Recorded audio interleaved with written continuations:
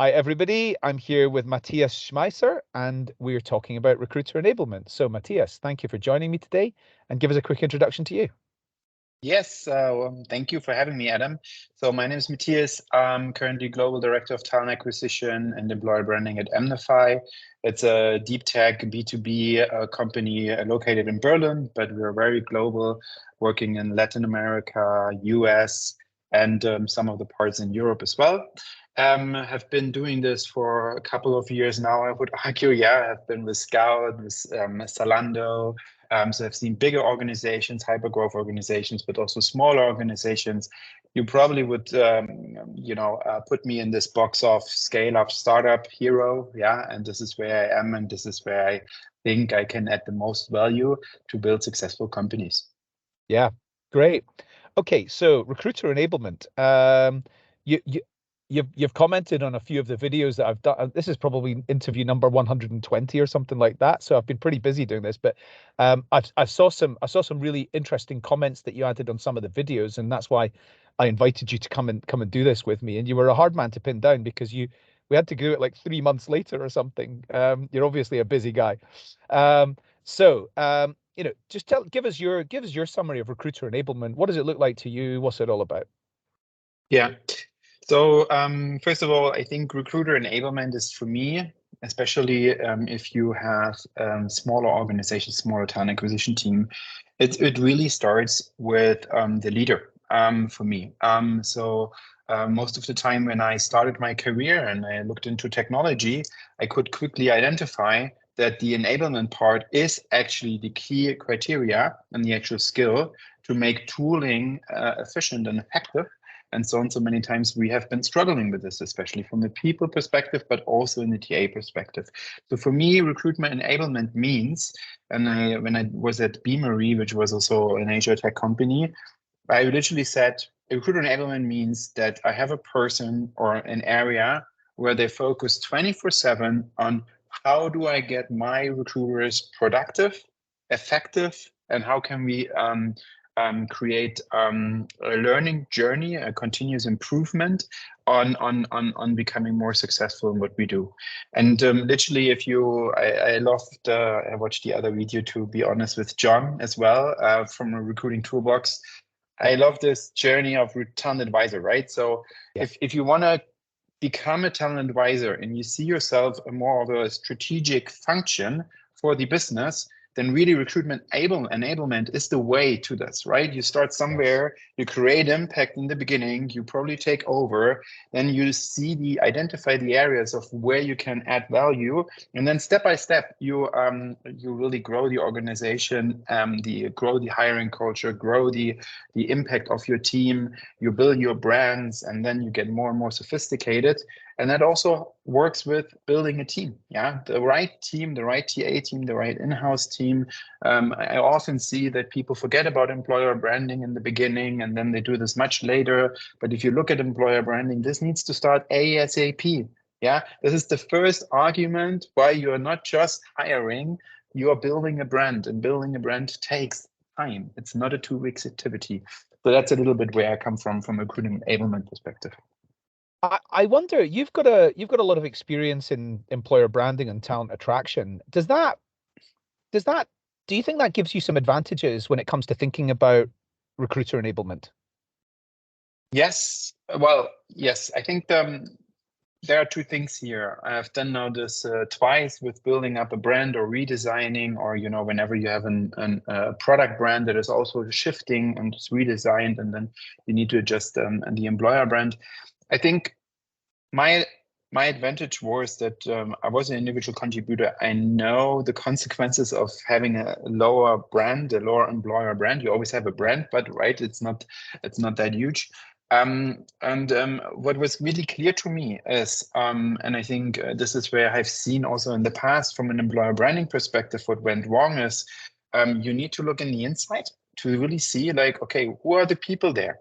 What is authentic? What are the people stories there? What kind of people do I have? Yeah, and build it from the inside out, because what employer branding does is not just attracting people, it also retains talent, right? It creates an atmosphere and a sense of belonging. And Yes. I have seen in the last years that talent acquisition, of course, because of the need of hiring a lot of people fast, we are creating those fake images that are just externally built that put people on pictures because we know we're going to attract them.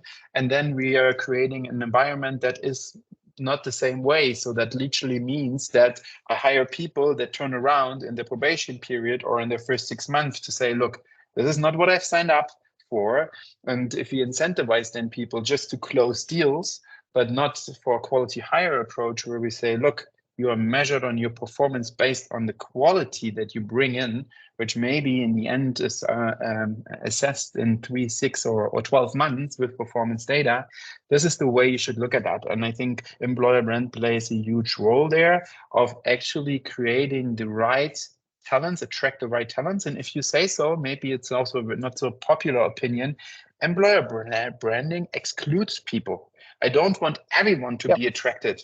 I actually want the right people, right? And that's something where with all of the D&I efforts, I'm not saying I don't want diverse talents. I'm just saying, no, it's an exclusivity that we have because we are looking at personas, we are looking at key talents, target groups, and then really nail this from that perspective. Yeah, no, I agree. I mean, a good example of that would be a company like Goldman Sachs. So, there's many people who Goldman Sachs would be the last company they'd want to work for.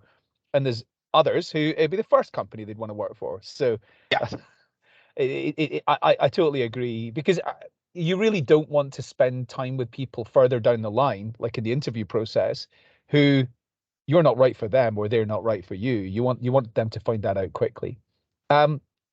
You and I have spoken about the concept of like different touch points and things like that. So like the first stage conversation, or the first impression that somebody gets of an organization. And sometimes that's like a call or an interview with a recruiter. And then I guess the next point is probably going to be with a hiring manager. How do we equip humans to really represent that employer brand in a consistent and appealing way? Yeah, and what's the sort of steps that we should be thinking about for that?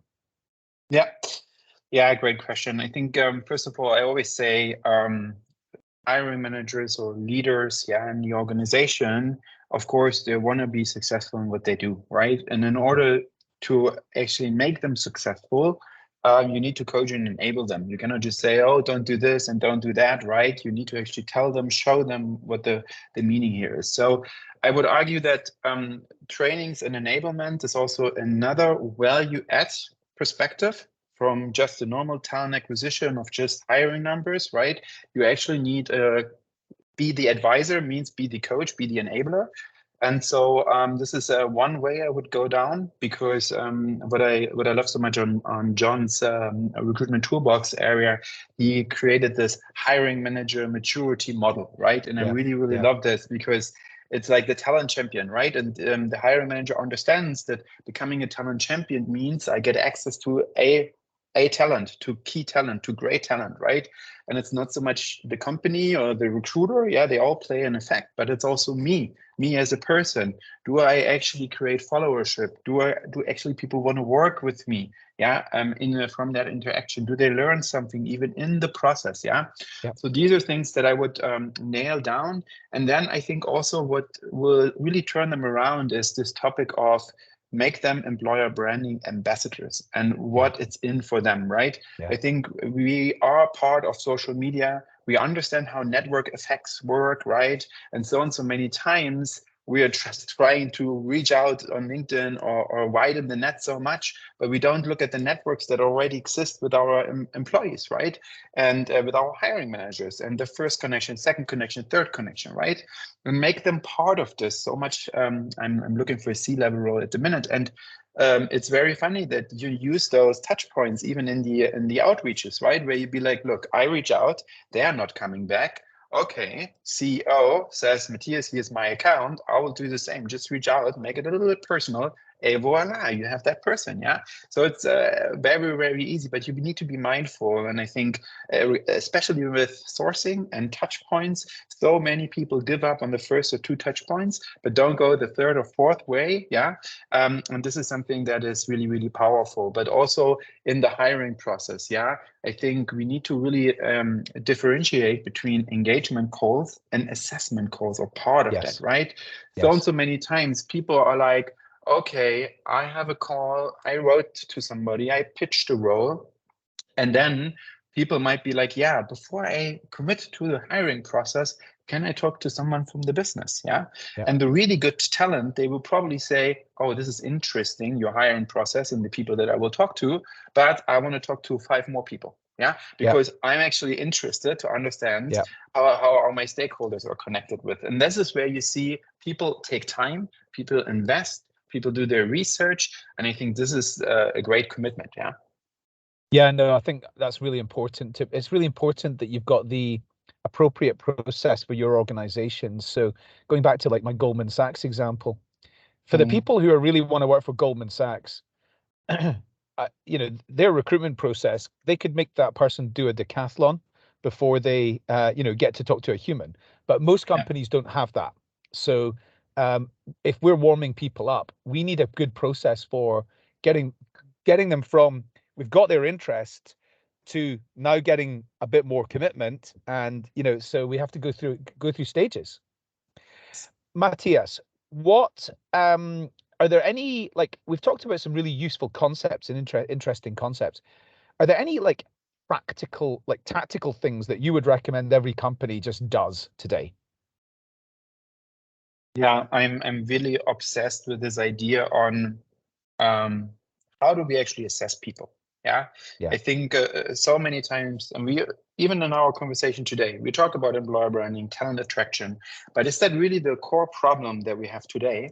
Or is actually the core problem of how do we assess people? How do we understand what good looks like is? And how then, if we understand what good looks like is, how do we then assess this? How do we make this happen in the process? And I think with what I've seen in the market at the moment, because of the pressure of quality per hire, people start having longer processes. That's not how it works. Yeah, I think this is just not knowing what to do, and then keep continuing until we made up our mind. Yeah, that's the worst thing that you need to do or you can do. So practical or tactical tips would be, I'm at the moment transitioning the whole organization to skill-based hiring. I believe that is definitely a way to go further in terms of your assessment. So how do you do skill-based hiring? How do you get rid of resumes? We will definitely, I still need to talk to a couple of people, but I'd probably say in 1 or 2 months, we are not looking at any resumes at all. Yeah. And that would only then mean if somebody gets an offer from us, then we probably say for legal or labor law reasons, hey, can you send me over the resume? But like, look, avoid all of this nonsense of not predicting future job performance and take meaty core reasons of like, they have this degree or they have worked for this company. That's all nonsense. Yeah. So really go down and nail this. How do you approach this to understand what a high performer looks like in your company would be one.